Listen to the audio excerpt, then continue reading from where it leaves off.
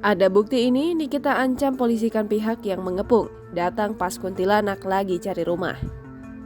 Nikita Mirzani tak tinggal diam setelah rumahnya dikepung oleh penyidik Satuan Reserse Kriminal Polresta Serang Kota pada Rabu dini hari 15 Juni 2022. Ia mengancam akan membawa masalah tersebut ke jalur hukum.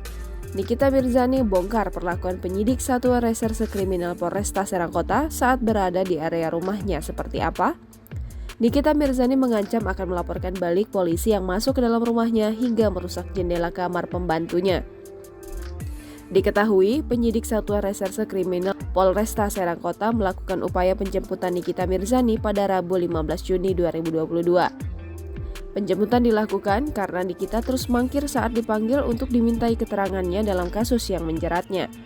Menurut Nikita, polisi dari Polresta Serang Kota masuk ke dalam area garasi rumahnya, kemudian menggedor pintu rumahnya hingga merusak jendela kamar pembantunya.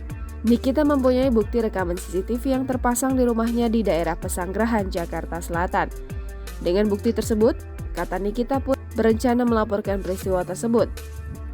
Sementara itu, Kabid Humas Polda Banten, Kombes Pol Shinto Silitonga membantah tuduhan Nikita Mirzani yang menyebut anggota Polresta Serang Kota melakukan pemaksaan masuk dan perusakan. Kejadian tersebut pun membuat Nikita Mirzani syok dan kaget. Ia lantas menceritakan kronologi rumahnya didatangi oleh polisi. Saat kejadian dini hari itu, Nikita mengaku tengah tertidur pulas di kamarnya.